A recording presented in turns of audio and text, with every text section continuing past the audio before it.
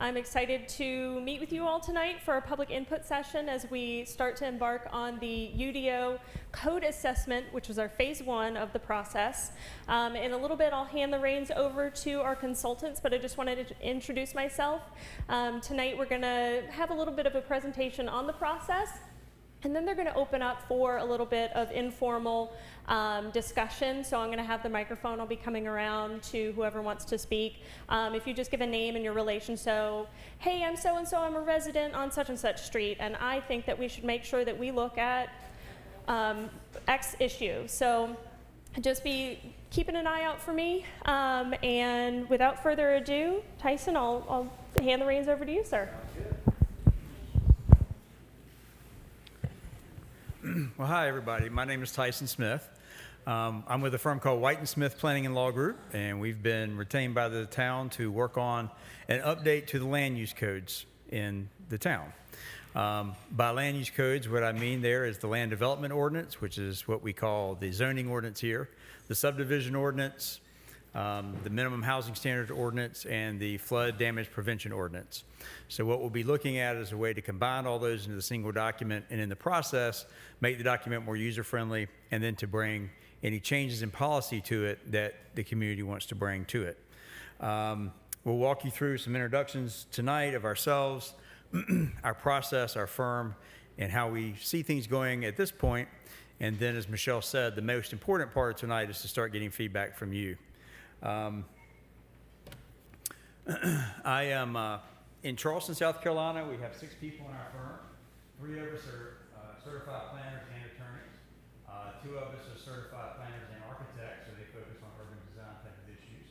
But all 6 of us have certified planner licenses. So that's our expertise. The bulk of the work we do is exactly this type of project. We come into communities and help them update their zoning codes, subdivision ordinances, etc.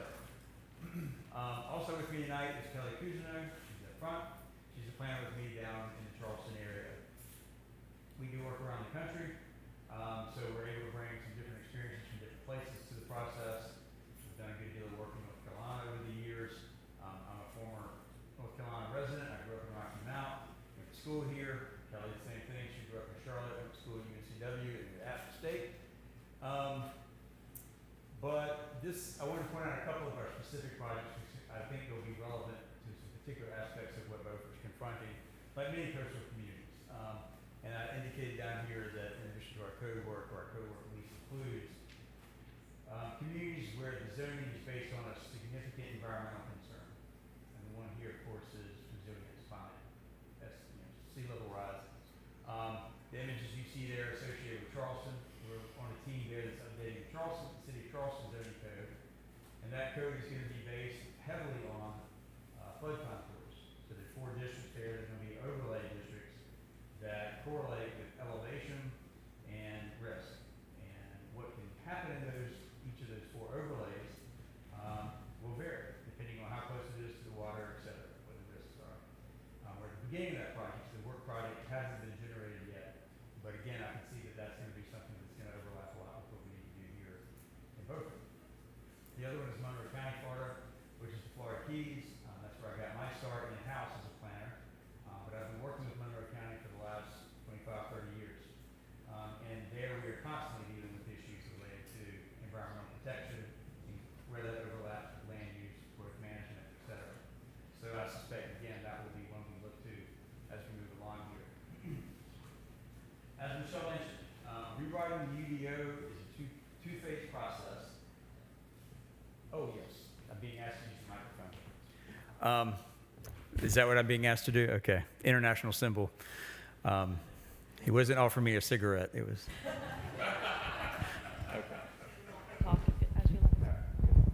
Phil Donahue way. So we break this process up into 2 phases for an important reason, and that is that it's key to really identify at the beginning what the community wants to address during the code rewrite process. We find that when we go into communities where they just want us to dive in, here's the schedule, here's our plan, there are a bunch of opinions in the community, have at it, it gets unwieldy very quickly and it gets inefficient. So what we're doing in phase one, this is a project that will go from now until about September or October, is simply developing, for lack of to put it simply, a list of what the community wants to address when we get into the drafting phase, which is phase two. So we don't expect through this process to answer every question. We don't expect to have every solution. But what we do want to do is narrow down what we want to make sure the community has us look at. So that's the goal for tonight. When we get into our input session, if you have not heard an issue mentioned by someone and you want to make sure it's part of the rewrite process, please participate and let us know that. You see up here Unified Development Ordinance and Land Development Ordinance, LDO. As I mentioned earlier, alluded to earlier, the zoning code in Beaufort is called the Land Development Ordinance. What we'll be doing is unifying all the ones that are related to the code, as I said. So that's part of the process here. The idea is that if you're developing a piece of property, whether you own a single family home lot or you're a major developer, that you can go to one document that hangs together and you know what you're supposed to do to get to where you want to be. That's the goal. You don't have to worry that you've missed something or that it was in a different section of the code, etc. I think we've covered that. So let me walk you through what this phase is going to involve. We're in phase one of phase one, and that of course involves a lot of document review on our part. Meetings with staff have actually been occurring over a good period of time. The interest in this project emerged a few years ago, and Kyle and I have worked together in the past, so we've been talking about Beaufort. I, of course, as you might guess, visited Beaufort many times as a kid and as a college student. So I knew it as a visitor. We toured today. We went top to bottom, east to west. We met with the town board last night, had a similar discussion with them, planning board this afternoon. There is a UDO steering committee that the mayor has appointed that includes 2 members from the town board and 2 members from the planning board. And of course, they're supported by staff for technical input. And then finally, during this kickoff, this 2-day kickoff, is this session here, the public outreach and input session here. So we're really getting the lay of the land yesterday and today as we head into this project. The deliverable for this part of the project will be a diagnosis or an assessment of your current codes. That's the list I referred to earlier. So we bring together what we've heard, what we've experienced in other communities, and generate that scope of what will be undertaken when the code drafting actually starts. We'll organize this by subject matter, most likely. So it could be density, it could be land use, it could be zoning categories, and we'll talk about in the memo what aspects of those things we plan to address. And we'll be doing 3 drafts. This is pretty standard. We'll go through staff with a draft, then we'll bring out a public draft for input, very similar to this context, and then we'll finalize it, and at that point have sort of our baseline to start drafting. This is one we did for Forest Acres, South Carolina recently, and I put it up here just so you can get a sense of sort of how it would be arranged. So as you can tell here, when we talk about density, in this case there were 3 or 4 topic areas, a few sub areas. We're not going to flesh these out into an essay type style, but from that we know where to start when we start doing our drafting, and that's the goal. We will be using a protocol. This will be, I guess, a little bit less relevant as a general concern than it is to staff and to the boards, but we put into place a protocol so we can keep the process efficient. What it means, I think, for the public, for the general public, is that you know that when you give a comment, you know who to give it to, and you know what's going to be done with it. And we want to make sure that it gets to the people who need to hear it, and then that is processed through the system, so to speak, up to eventually the Board of Commissioners who will make the final decision. So the kickoff meetings today, yesterday and today, we'll touch on this a little bit later, but what our memorandum will also include, in addition to that list, and this is an important one, and this is one staff emphasized early on, is that we need a tailored public outreach plan for when we get into the drafting phase. So we'll include that in the deliverable in this phase, so that when we leave this phase, we know how public outreach will be handled during the drafting process. And that second phase is probably about a 2-year project broken down into a few pieces. So it's significant. So we want the public to know from the very beginning how its input would be brought in. So I'm going to turn it over to Kelly, who's going to facilitate your input. We're going to tell you what we've heard so far in terms of issues, and again, If you don't see it up there or you don't hear another one of your community members mention it, please do take the microphone and make sure that we've heard it so it's on the list. Let me do that. I'll give it to Kelly, and we'll talk about next steps at the end. And then if you have any questions about procedural things, I can field those at that time. Okay, good. Okay, very good. You need this.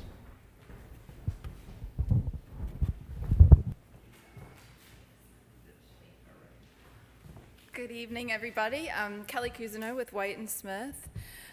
This is the main question that we're asking you all to consider tonight. As Tyson explained, we're creating this list of topics that will be addressed during the development of the UDO.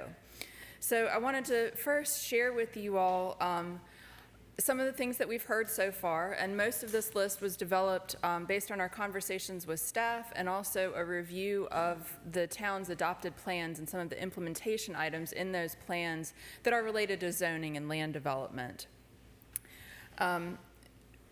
So we will do a review of the UDO for compliance with the North Carolina Planning Act, which is Chapter 160D. The code's already been updated for that, but there have been some changes recently, so we're going to make sure that everything's in compliance. Kind of at a high level, we're also going to look at the document formatting and organization to make it a more user-friendly document, make sure that it's well organized, things are logically arranged, easy to find, build in more tables, more graphics where we can. We're also going to take a look at the allowed uses in the different zoning districts, make sure that they are appropriate for the districts where they're allowed, take a look at any use-specific standards that might apply, make sure that those are still appropriate, and see if there are any more that might be important to the community or some that maybe are less important now. A couple of specific uses that we've heard about and talked about both with the Board of Commissioners last night and the Planning Board today are a variety of housing types in appropriate areas. So affordable housing is a big concern in this community, as it is in most of the communities we work in. And one of the zoning related strategies for addressing that is to allow different types of housing that may result in smaller units like duplexes or accessory dwelling units, which you all already allow. So just looking at some potential requirements for those and deciding whether there are some appropriate zoning districts or geographic areas of the town where those might make sense. Short-term rentals is another big one that we've heard about. The town doesn't currently regulate short-term rentals, and it sounds like there's some interest, there is some interest in exploring potential regulations for short-term rentals. A lot of the concerns we've heard are nuisance-related, maybe noise, trash, parking, that sort of thing. But if you all have any experience with short-term rentals in your neighborhood, it would be great to hear what kind of concerns you might have with that use. We've also heard some desire for regulations pertaining to context-sensitive infill. So a lot of the town is built out, but there are vacant lots here and there. So are there strategies or approaches that we can use to make sure that whatever gets built there is in keeping with the character of the neighborhood? There are some limitations in state law in terms of what we can address in the design of dwelling units, single-family dwelling units up to 4-unit houses. So we are restricted there. So this may end up pertaining more to commercial infill development. And that ties into another item on the list is building design in certain areas. It seems like there's a little bit of interest in requiring a little higher level of design for commercial buildings. It didn't sound like the town was wanting to go as far as like having an architectural review board or anything like that, but perhaps some simple regulations like roof pitch and maybe a prohibition or a limitation on flat roofs, that sort of thing. A few things that we look at in most of our code updates are parking ratios, how much parking is required for a particular use, buffers and landscaping. We've heard a lot about beautification and wanting to increase landscaping in the town and require native plantings.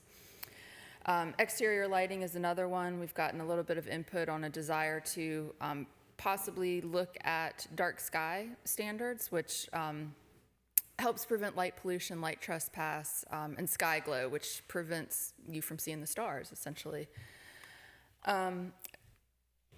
I'll mention environmental impact statement or assessment requirements and criteria. We've also heard about traffic impact statement requirements.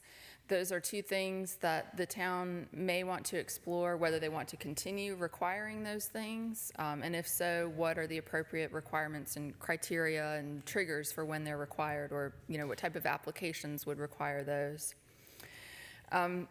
Finally, for this slide, resilience and flooding is an issue that really ties into everything that we're talking about. It's related to parking, landscaping, tree preservation. All of those things tie into and can enhance the community's resilience to flooding and storm events. Some other more kind of land development related issues we've heard about are looking at subdivision standards like block length, sidewalks, street trees, bicycle and pedestrian network connectivity, tree preservation and maritime forest protection I mentioned in the context of resilience. That's really important in that respect, as well as just the character of the community. As Tyson mentioned, we did a driving tour with staff today, and there's some really incredible tree cover, especially downtown. So we want to look at ways that we can preserve and maintain that. Also closely tied with that is open space preservation and new development. What does that look like? Is there a requirement for open space, amenities, that type of thing? And would you want to see it in residential and commercial developments? Because we do work in some communities that will require it for commercial as well. The rest of the items on here, again, tie very closely into resilience and flooding. We've got shoreline stabilization, use regulations and development standards in the non-intensification zone, so special flood hazard areas. And then stormwater management and looking at impervious surface coverage, which is limited in only one zoning district in the town, so looking at potentially expanding that to other districts. Incentivizing or requiring low-impact development or green stormwater infrastructure. This is like rain gardens, bioretention cells, that type of thing. I know we've heard a handful of other issues in our meetings the last couple of days that haven't made it on these slides, but those are, I think, continue to be the big topics. And just to start getting you all thinking about maybe some other issues that I haven't mentioned yet, when you see new development, is it what you expect to see in Beaufort? Does it meet, does it look like what you want it to look like in terms of the architecture, the style, the amount of parking, the amount of landscaping? And if not, in what ways do they differ from your expectations? And are there any design standards that you would like to see in new development? What are some issues in your neighborhoods? What are your neighbors talking about? Short-term rentals could potentially be one, but are there other issues that come up frequently that you'd like to see the town address in this rewrite? And finally, I don't know how many of you get involved in the development review process. But if you know anything about it, if you've participated in it with new developments or something along those lines, do you think it's effective? Do you feel like the boards and the public get the type of information that you need to help understand what's being proposed and decide whether it's a good fit for the community? And I guess another sort of, Tyson mentioned one of the deliverables for this phase of the project is to come up with a public outreach plan for the drafting phase. So that's another thing for y'all to think about and give us input if you have any. So what are the best ways to get the community involved in the rewrite? I know zoning is not the most exciting topic, but it's very important. It touches everybody's day-to-day lives. So one thing that we've heard from the Board of Commissioners and the Planning Board was the importance of face-to-face interaction with the community to help get input when we get into the drafting phase. So that's another thing we'd add to this list is perhaps a booth at the farmers market or other community events. So with that, I'd like to open it up to you all to give us some input on any of the topics that I've listed, particularly ones that I may not have listed on these slides. Yeah, Michelle, if you I'll be coming around with the microphone. Keep in mind, this is not our last time to be talking about this. You can also email or come meet with me, and we'll forward everything over to the consultants. Again, this is only the phase one. We're also going to be embarking on drafting the whole UDO, so we'll continue to talk about these for like 2 years. So we've got a lot of time to talk about these, so don't worry, tonight's not the only time, but who wants to be the first? All right. I'm close. Stand up for us, yes, sir. Okay. I'm Fred McCune. I live on Ann Street in Beaufort. I've been here 42 years, and I think you're onto something that you're starting to see. Beaufort's previous zoning ordinances have been pretty much leave it to beaver zoning ordinances. Let's have a 40-foot front yard, 30-foot backyard, 20 feet side yards in an R20 environment or an R8, and it doesn't work. And they revised the zoning some years ago, but it's still not good enough. And I've now been here with my 42 years. I started in the radio business, got into the restaurant business, now I'm a general contractor. And I got involved in building where the old radio station was on Ocean Street, and found that I was next to a railroad with an old radio tower, so I was light industrial. And if I wanted to build houses on it, the only thing open to me was office and institutional. So I got through the whole process, got office and institutional, and with Gary Sadler, I built several homes back there.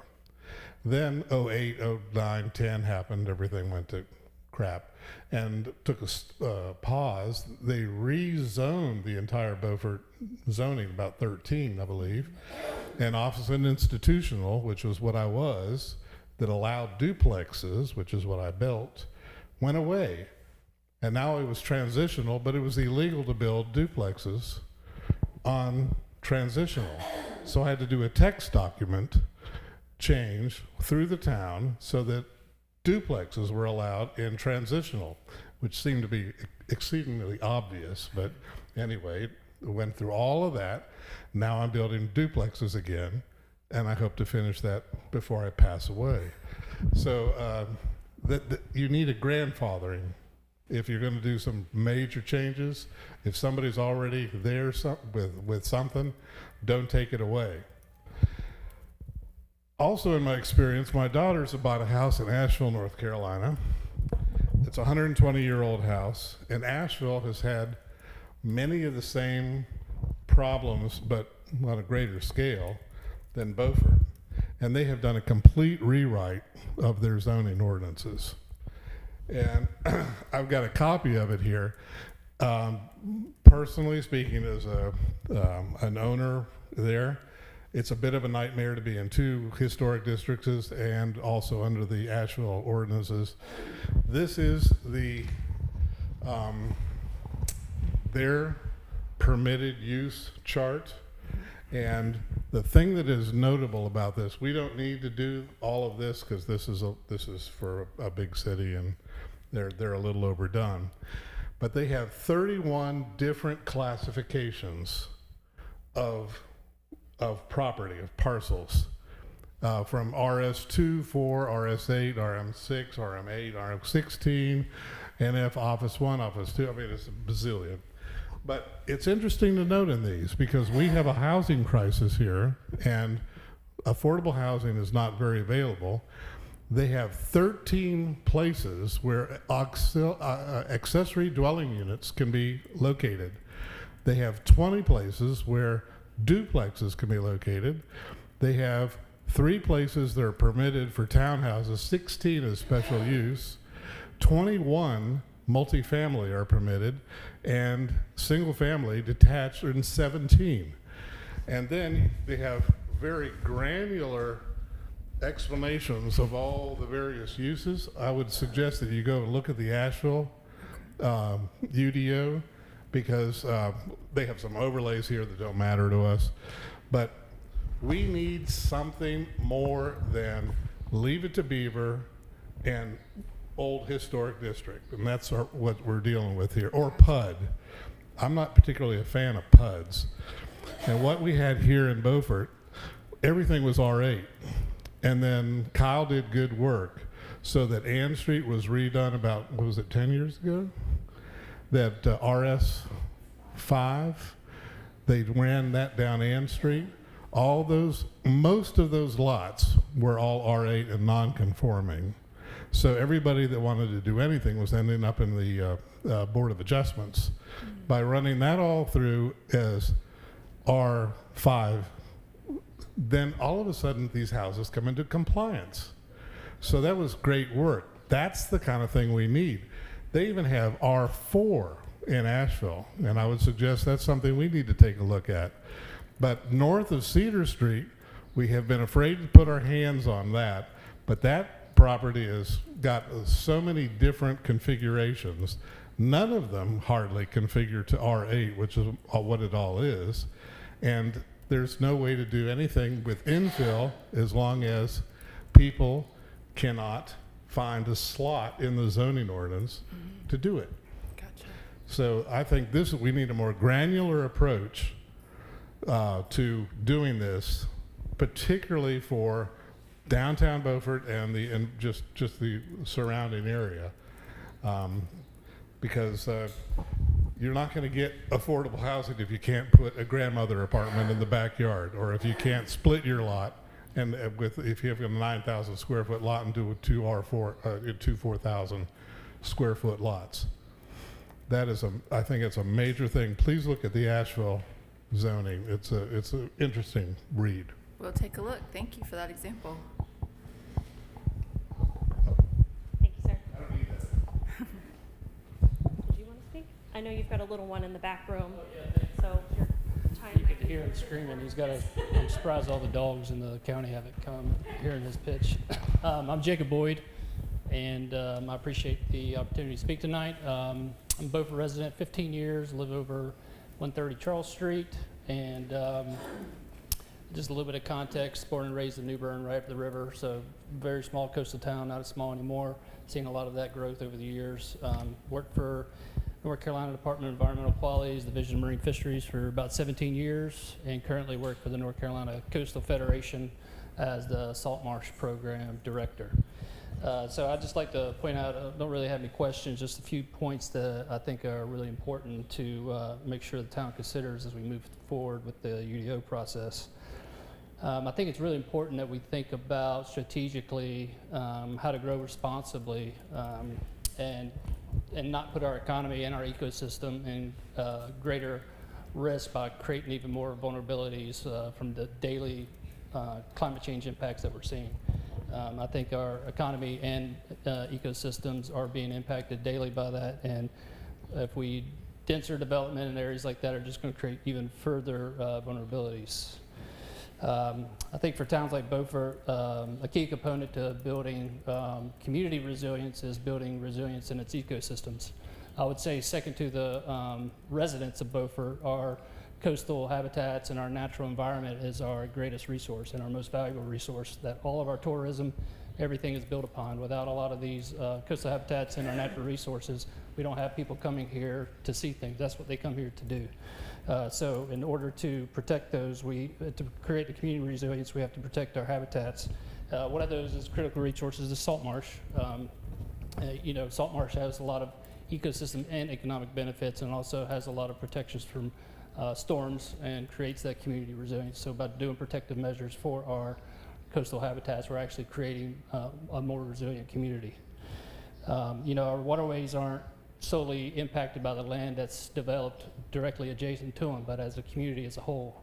We're seeing water quality issues and stormwater from a lot of developments that are coming in and raising elevations, and that further exacerbates stormwater issues, but also creates further inequalities because not everybody can afford to raise their house and raise the elevation of their entire lot by 4 or 5 feet.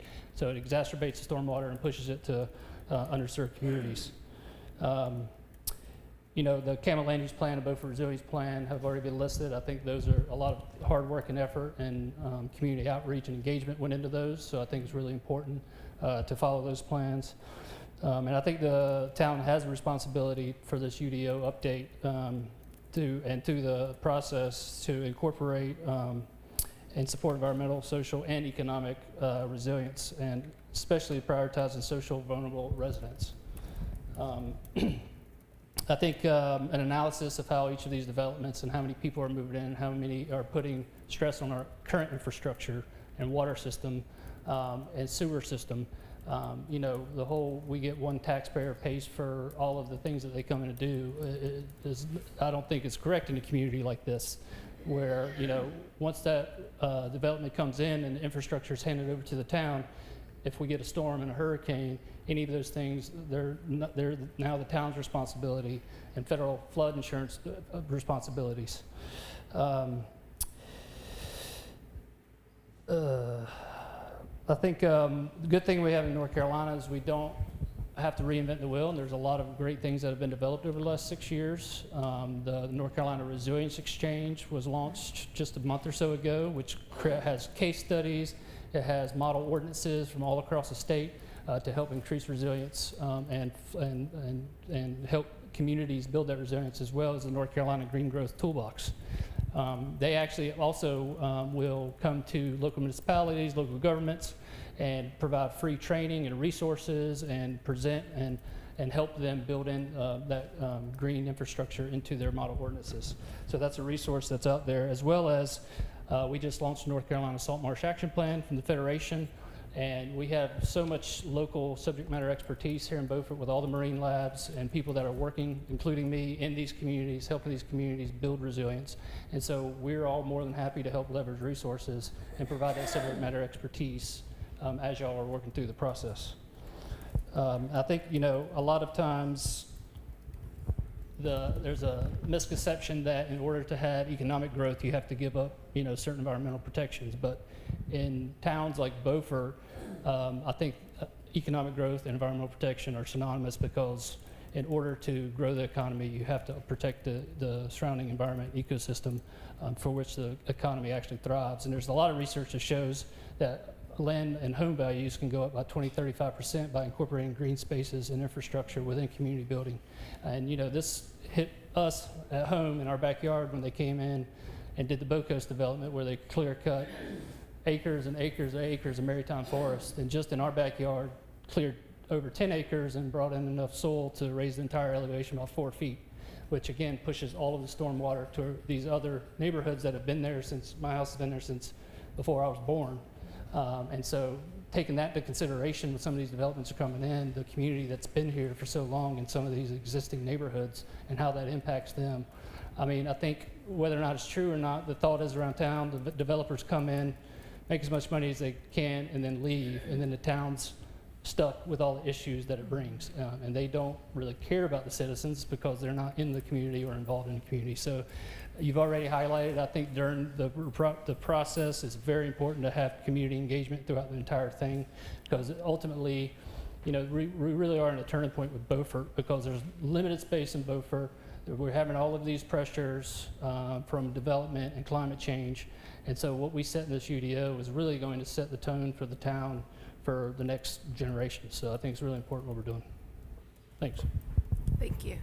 Sounds great. It sounds like we're hearing a lot of the same themes. I know that Becky, you were in our planning board meeting earlier, so we've got a lot of the same themes that we're hearing, a lot of the same concerns. So it sounds like we're all on the same page as far as Beaufort is concerned. Do I have any takers for more comments, new? Okay, I'll come around to this side of the room for a little while.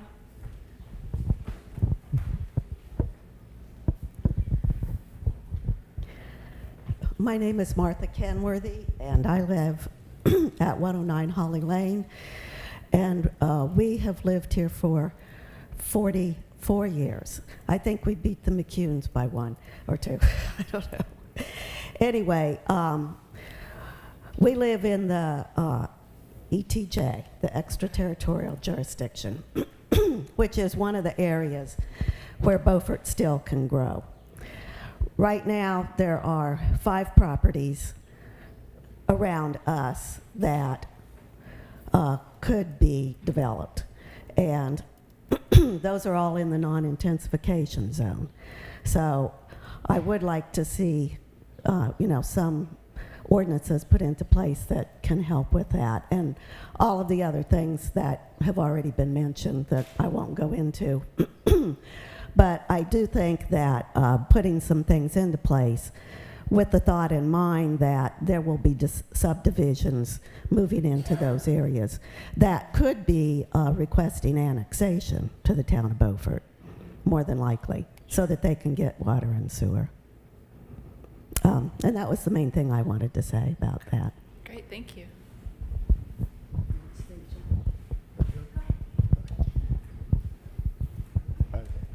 I'm Judd Kenworthy. I'm Martha's husband.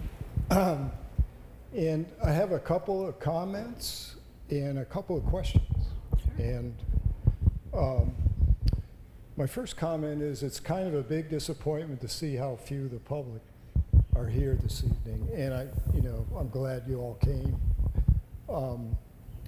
But on the other hand, the public has already weighed in on this subject. And they've weighed in by participating in, working on, and endorsing our CAMA land use plan. And as far as I'm concerned, and I think most people will agree with me, that the signature document that should be guiding and leading you in this process and everyone that's involved is our approved CAMA land use plan.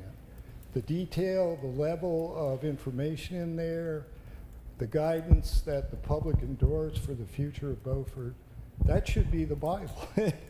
And, I've seen so many plans get shoved on the table. Like Beaufort has a restoration plan that they signed off on in 2017. I rarely see the watershed restoration plan ever referred to. And I don't even know if you're aware of this watershed restoration plan. But the public has weighed in, even though they're not here tonight. And that's really important, that you know that and understand that. We've heard that from a few quarters. Yeah, great. And so you heard it from the commissioners last night. The guiding light should be this CAMA land use plan. Yep. The other comment I want to make is that I look at the word Unified Development Ordinance and I immediately think that's an oxymoron because Beaufort has multiple personalities. And as Martha just pointed out, and I think Jacob pointed out a few minutes ago, you've got the core area here down in town, the business district, the restaurants, the historic district, and then as you move outside of that, everything changes. And as you go further and further and you go into the extraterritorial jurisdiction, like Martha said, that's where the development potential is. And it's hard for me to see that one unified development ordinance without having some flexibility built into it can actually satisfy the needs of these different areas. It's a spatial thing, and that spatial thing has different qualities. Absolutely. And how you go about designing a UDO that accommodates for all that without punishing or taking away from the different qualities of those different areas, that's a big challenge. And I hope you'll accept input for that as well. Absolutely. So can you go back a slide? I have Sure. a question about one of the items. Yep. The one that had the environmental impact statement on it. Yep, that one. Yeah, so I view that as critically important. Now, when you read the ordinances as they're written today, the way they're written is that these approvals, these plat approvals, I read it that they technically shouldn't go forward until all of the state and federal reviews are done that apply to a certain application for a preliminary plat or a final plat. And Becky knows all about this because she was in the heat of it with us. And that just doesn't happen. Things get approved and they've never, there's no reviews on the table, there's no feedback. And as far as I know, in this town, and if anyone can correct me, I'd be happy to hear it. There's only been one request for an environmental impact statement, and that came a couple of years ago on a particular plat. And the town planner got up and said, yeah, the planning board can request this EIS. And in fact, there's a whole system to review them that the state makes available.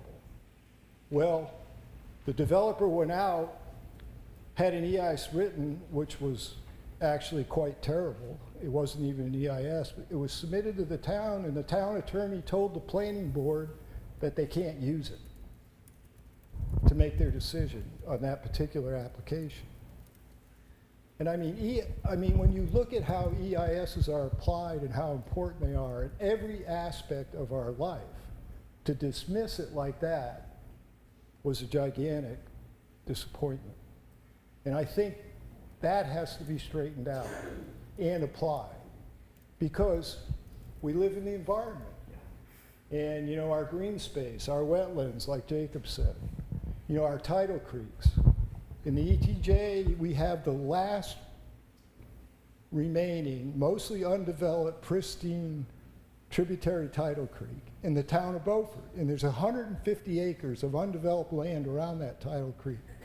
And that was, part of that land was part of this EIS request. So we have never been told as a public why the town attorney told the planning board they could not use that EIS. That EIS is incredibly important and should be integrated into the UDO and functional. Okay? Thank you. Thank you. Hey, I'm Harriet Altman. I don't have a whole lot to say because most of it's been covered, but I hate to repeat it, but the Canyon land use plan is the Bible. We need to do it. We need to. I feel like we're starting all over again, and that's just not necessary. It just, you know, just not necessary to start all over again. When he said so much public input was already involved in that. We can give you some background there. So, Control. yeah. What, you want to say something about that? Well, sure, that's a good point. I didn't describe it well enough. Yeah. But the point of this project is to implement the plan. Okay, good. Absolutely. And, yeah, we're not reinventing the wheel. The whole idea is these are your policies, these are your visions, how do we implement it? Okay, We're not revisiting those. Good. Tools to implement. okay, Yeah. great. Thank you. Thank you so much. That's reassuring. That's encouraging. That's encouraging. That's encouraging. And the resilient. Planning 101. And the resilient Beaufort plan Of course, too, that's because right. I know there was a lot of money, you know, there was grant money, I Of course, think, right. that got that done. Yep. See, other things, I'm curious, the harbor plan that they're working on right now, is there any connection? Is that gonna be, why not?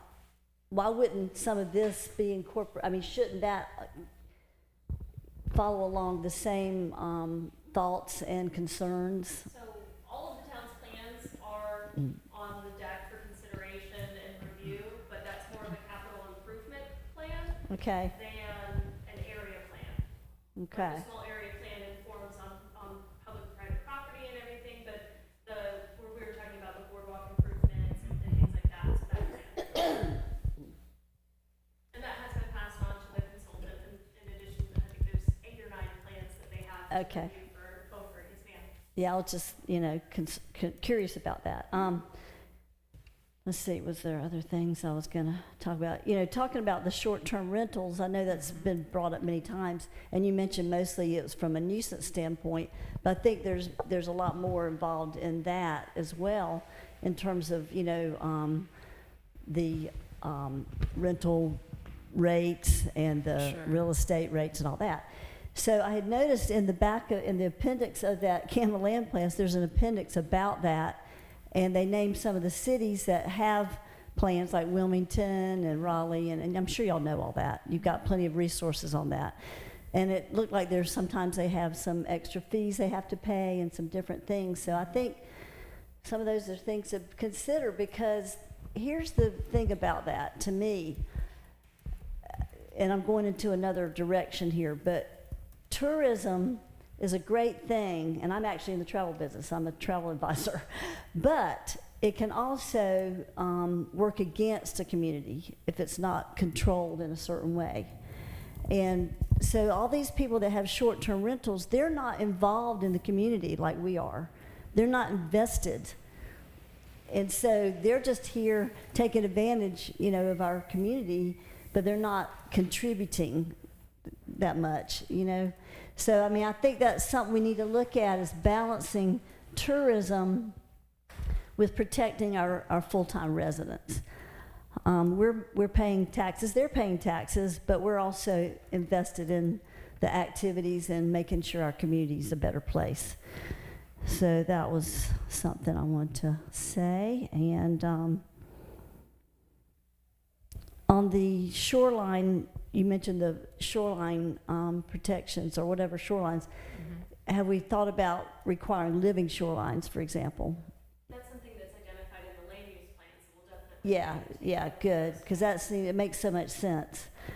You see, so, you know, kind of going back to Jacob and actually Judd here, we've got such a huge scientific community here, and it drives me crazy. It's always driven me crazy that we're not using the knowledge that we already have. We already know what's right and wrong. We do. We know what are the things that are polluting our waters and destroying our wetlands. So we just need to act on those things and make sure that we protect the things that we already know we need to protect. Use our resources, use our scientists, rely on their knowledge. I guess those are the main things that I want to bring up at this point. Thank y'all. Thank you. Is anybody next?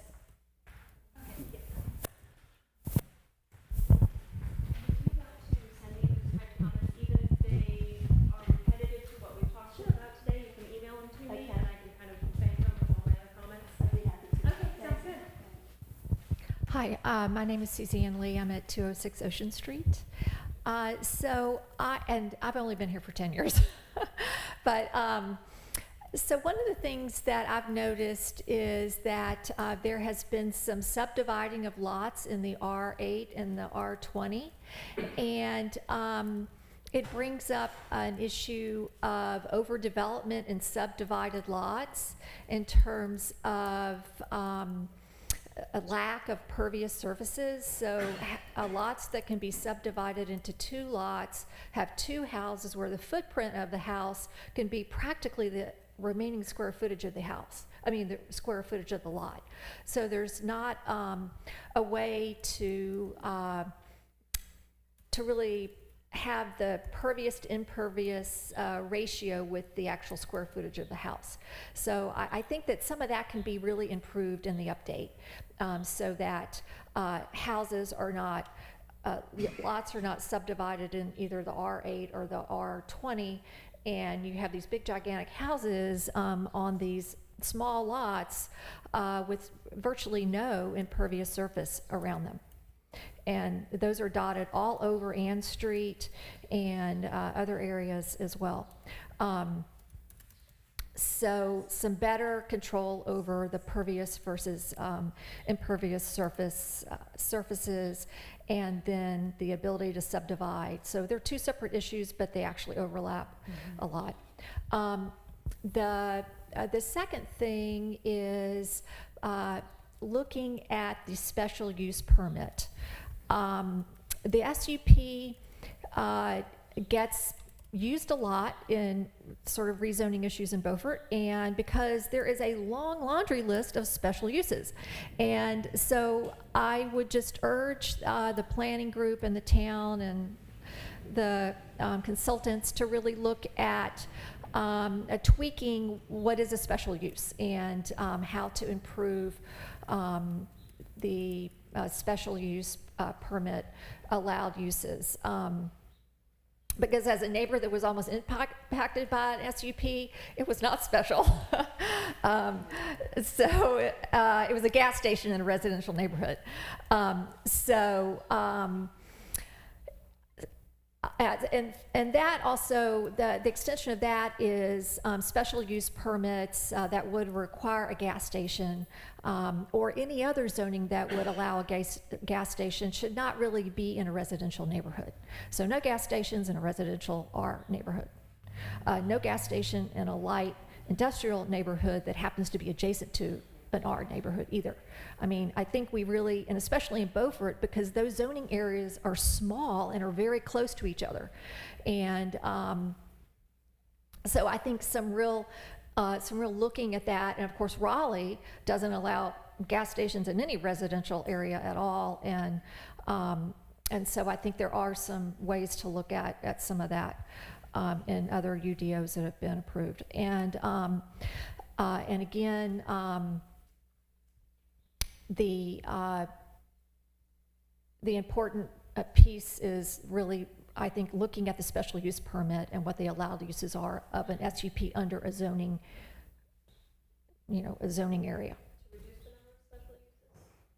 Well, I think a review the special uses, and there's probably some removal of special uses as well. I mean, it's you know what the special uses are. I mean, it goes for a page and a half or something. I mean, or a half a page. It's a lot of special uses. So anyway, I think that that's also really important, is the special use permit allowed uses, and especially in certain zoning areas where maybe some of those uses really should not be allowed. Thank you. I'm Bob Cunningham, and I'm at 100 Beaufort Walk, the first one on the end that you developed, Mr. McCune. So along with Mr. Sadler, we helped build those houses. An anecdote I would suggest to punctuate what Suzanne said. In our experience with the special use permit, that was going to put a 30,000 gallon fuel tank 3 feet from my fence on the other side of my property a couple years ago. The anecdote I would suggest, the special use permits, if anything you wanted to put in there was special, it got to be a special use. So let's clean that up, narrow that scope, and as Suzanne said, any gas station should not be in a residential or adjacent to a residential light industrial zone property. We don't need gas stations in residential areas. Thank you. I will add, everybody was opposed to that gas station. Everybody that we came in contact with, there were some folks who wanted it. Thank you, Fred. Thank you. And I'm Laurie Cunningham, Bob's better half, right? Absolutely. Just to piggyback off Mr. McCune and Suzanne and Bob, I think one thing that really came to light a few years ago when we were going through this special use permit process, or the request for one right behind our home, was that a lot has changed in Beaufort over the years. There are homes and people living and dwelling there with their families and their pets and their neighbors walking up and down the street, and where there were not before, and possibly in a light industrial zone, or maybe that light industrial zone was bigger than it was, and now there are homes there, so that light industrial has shrunk, and possibly, like in our circumstance, we're actually considered a transitional neighborhood because we do actually have a very small storage closet that connects to our neighbor's storage closet, which you would not know looking at our homes. They look single-family homes, but we're considered transitional because of when our home was built. That was what would be required to have those type of developments there. So our home, unfortunately, at this point is backing up to a light industrial district, and if you go look at the uses of that, overall the light industrial is outlined as one that would not interfere with someone living there, living their normal life out in, if something was developed there. But however, if you go look at what's zoned there and what could be a special use permit, it's almost laughable to think that those would not impact homeowners. So I do think that because Beaufort has had a lot of growth and people are living in places where they might not have lived when all of these zones were put in place, I think it would be very important to go back and look at where people are living in Beaufort, whether it's considered a residential or a transitional, and see what zones they're butting up against and whether that's an appropriate use of that space. And once again, as Suzanne said, take a look at the uses and special uses and see if that's really beneficial or something that needs to be addressed in the future. Okay, thank you. Thanks. Do I have any other takers for the microphone tonight? Like I said, this isn't going to be our only time to talk, and you can always email me or stop by town hall and give me all sorts of good lists. One comment, I think the temporary housing VRBO thing really does need a close look. But other than that, I had a question. Aren't the matters of marshlands, the CAMA protection, the setbacks, the water runoff and all those things, are those not state driven? That is really not part of Beaufort's regulation. Is that true? Well, it's largely driven by the state. Yeah. Rather than say they have no jurisdiction. But your point's well taken. Yeah. I mean, there was a lot of upset about the development behind Tiller School, but the state regulates all those marshlands and the CAMA setbacks and all that. So that really wasn't, Beaufort could stand on its head, and it wasn't going to change the state law. So, Right. okay, thank you. Yes, ma'am. I'm Joyce McCune, and I'm Fred's wife, and I'm chair of the Historic Commission, so just downtown. But this afternoon, I came to the meeting earlier, and I just wanted to let y'all know that the impervious surface issue was brought up. And right now, we have only one area in town, and that's the RS5 downtown that does have 50% impervious. But you're right, the people that are building additions on houses on Ann Street are knocking up against that. You know, they're going as far as they're allowed to go. But the suggestion has already been made that we have more regulation in town about impervious surface. And, you know, as Fred was saying that, you know, if you can divide a lot, but if you have this regulation, that can help accomplish what you were talking about and give us more, maybe perhaps affordable housing in town. So.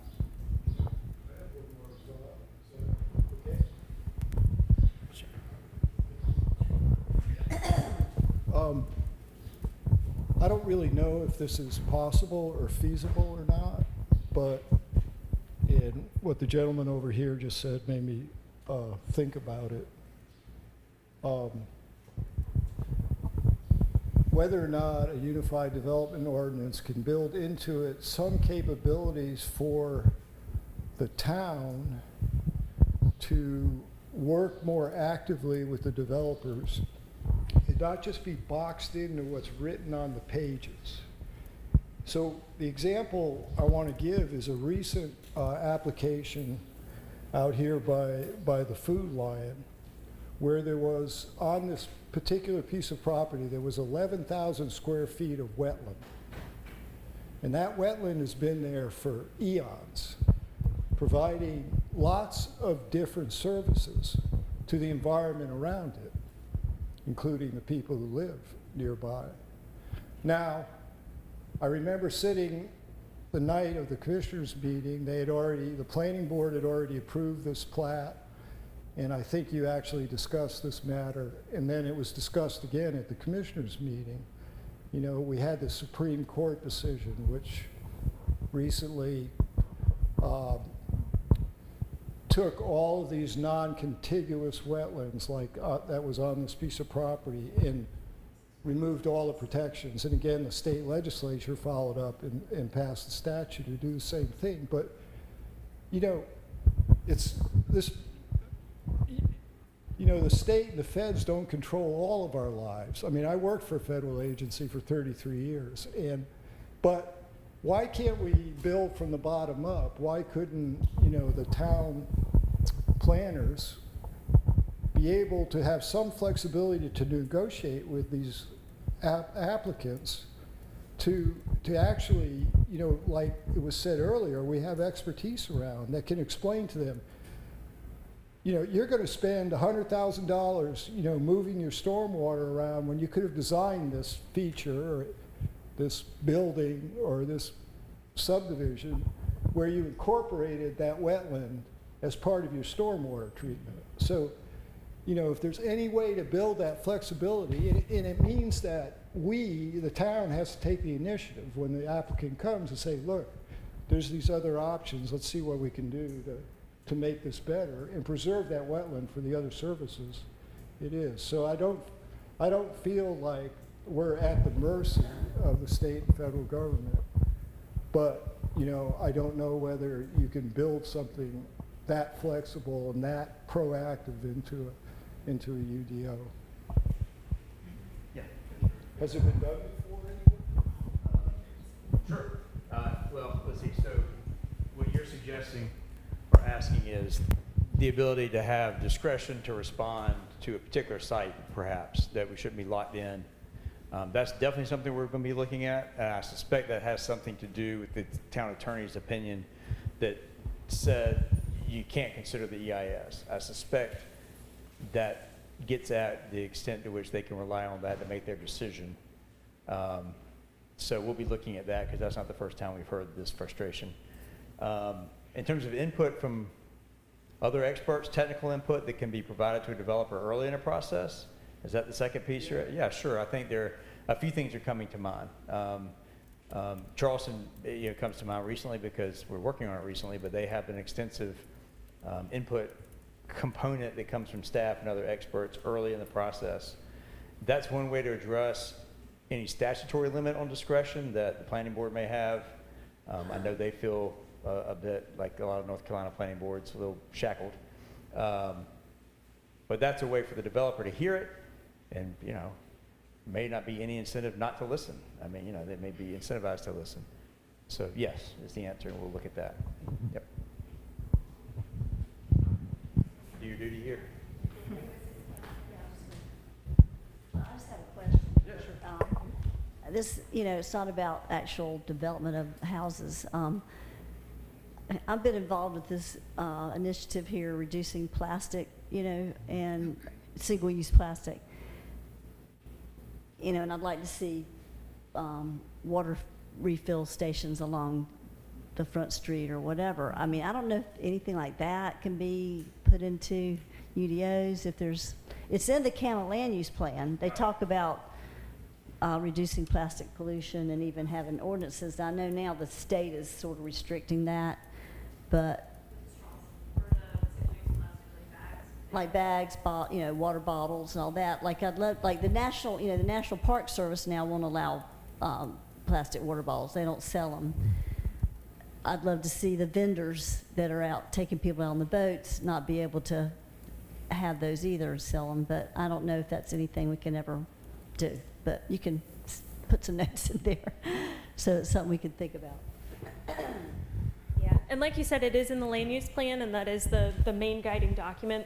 Yeah. Both, policy and intent, but also statutorily, that's what we're required to base our ordinances on. So that's, like Tyson said, Planning 101. That's our main item that we're taking on. That's the fun part about doing the land use plan right before you do a UDO. So we've got that fresh guiding document. Yes, ma'am.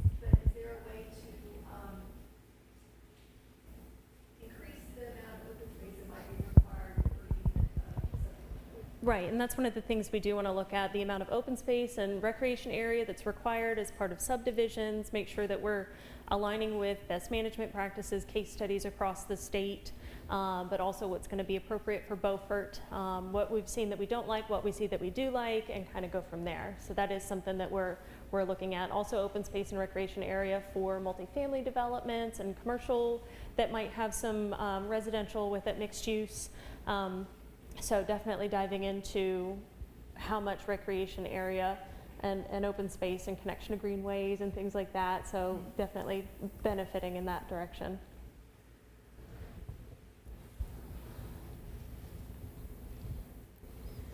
Sounds like we've reached a good stopping point. Like I said, we're not done. We won't be done for a couple of years now, so this isn't our last opportunity. Feel free to email me comments, lists, questions, things like that. I'll be compiling everything to give to the consultants. I'll probably also be sharing it with the steering committee so that they're aware of the input that we're getting. So that's really promising. And do you guys have some final closing comments? Do you want to cover next steps, Tyson? Sure. So this is what you might expect this to look like over the next few months. The first 3 items, of course, are happening this week. What we'll be doing next is drafting the diagnosis, the list, so to speak, and we hope to have that to staff in the August-September timeframe, and then hopefully by September-October timeframe, have that finalized and ready to move into phase 2. So that's really the time we're looking at. Yes, sir. Yeah, I'm interested in the word diagnosis. Yeah. So I didn't come up with that. The existing ordinances, Mhm. and then you'll identify the flaws. Yeah, generally speaking, yeah, guided by what we're hearing as input. Yeah, absolutely. Yeah, it's a good word, I guess. I don't know why people started applying that to zoning codes, but they did. And I will clarify too, on the term Unified Development Ordinance, that is just a way to describe unification of documents that are standard, zoning, subdivision, et cetera. So it's not unified in that each district or parts of town will be uniform by any means. Just the way the current zoning code would treat different parts of towns. Right, we're just making different land use codes in the community proximate to one another in the book. So.